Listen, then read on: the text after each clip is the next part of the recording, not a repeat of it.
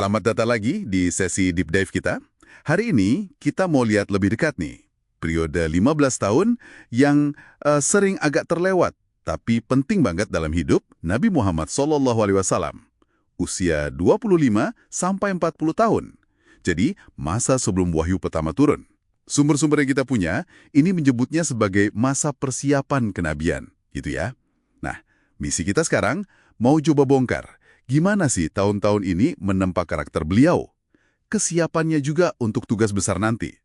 Kita lihat fondasi apa aja yang beliau bangun di tengah masyarakat Makkah era jahiliyah itu. Kita tahu kan, sebelum usia 25 pun, beliau sudah dikenal sebagai Al-Amin, yang terpercaya. Oke, yuk kita mulai bedah lapisan persiapannya. Titik awalnya, ini menarik, di usia 25. Pernikahan beliau dengan Sayyidah Khadijah.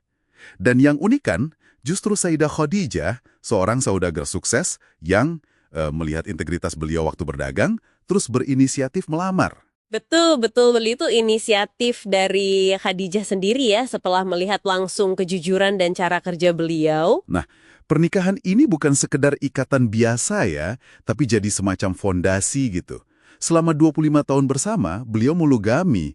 Ini kan sebuah komitmen yang luar biasa ya di zaman itu. Iya, sangat langka memang di konteks masyarakat saat itu. Dan lebih dari itu, stabilitas finansial, terus dukungan emosional dari Khadijah ini rasanya seperti membebaskan beliau ya. Tepat sekali, memberikan beliau ruang untuk perenulan mendalam. Sesuatu yang mungkin sulit didapat orang lain yang ya sibuk mikirin kelangsungan hidup sehari-hari. Iya. Beliau juga kan seorang ayah. Kehilangan putra-putranya di usia muda itu pasti menempa kesabaran dan empati beliau secara luar biasa ya. Pasti, pengalaman kehilangan itu kan membentuk jiwa seseorang ya. Bahkan ada catatan, beliau nggak segan bantu pekerjaan rumah tangga.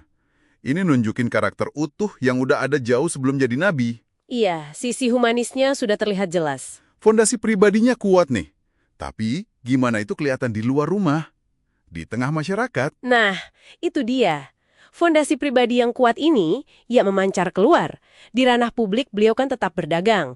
Tapi yang bikin beliau menonjol itu bukan soal untungnya, beda. Justru etika bisnisnya itu loh.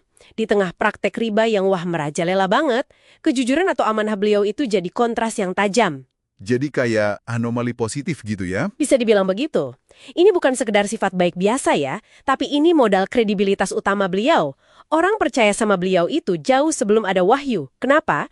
Ya karena integritasnya sudah terbukti, teruji di lapangan. Oke.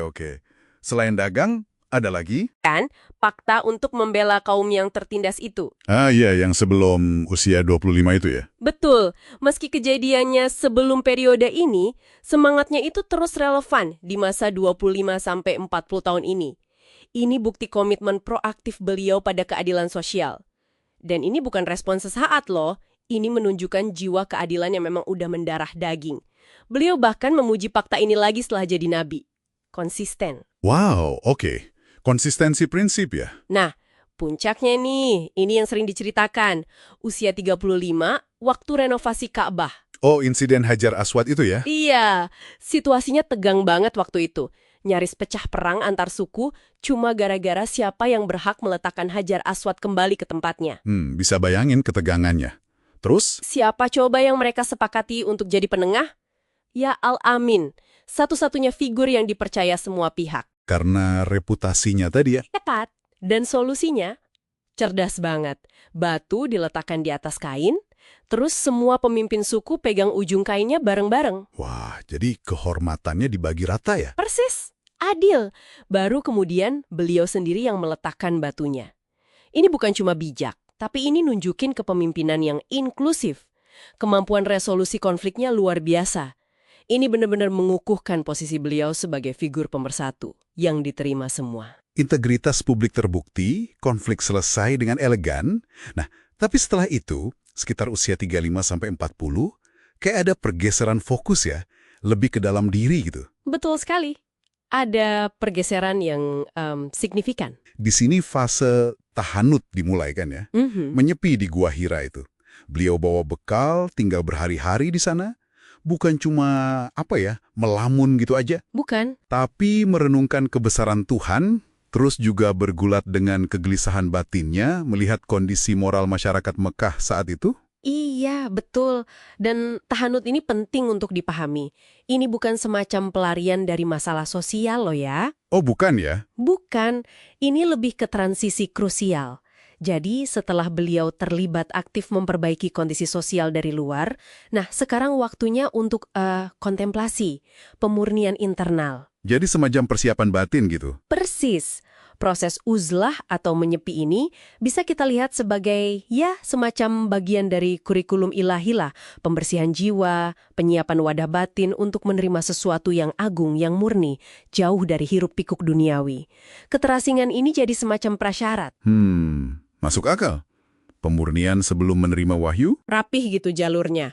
Mulai dari stabilitas personal dan emosional lewat pernikahan dengan Khadijah, Oke. terus pembuktian integritas dan kepemimpinan di ranah publik.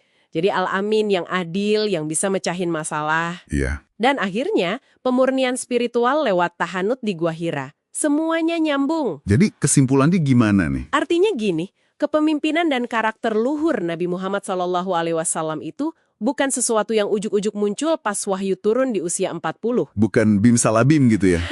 Iya, bukan. Itu hasil akumulasi tempaan pengalaman selama 15 tahun lebih. Ujian integritas dalam interaksi sosial sehari-hari. Dan persiapan batin yang mendalam itu. Kredibilitasnya dibangun bata demi bata. Jauh sebelum beliau resmi diutus jadi nabi, beliau itu sudah terbukti sebagai pemimpin yang matang. Wah, jadi memahami periode persiapan 15 tahun ini tuh benar-benar ngasih kita perspektif yang lebih dalam ya, tentang perjalanan manusiawi sekaligus spiritual di balik sosok nabi. Sebelum panggilan agung itu datang.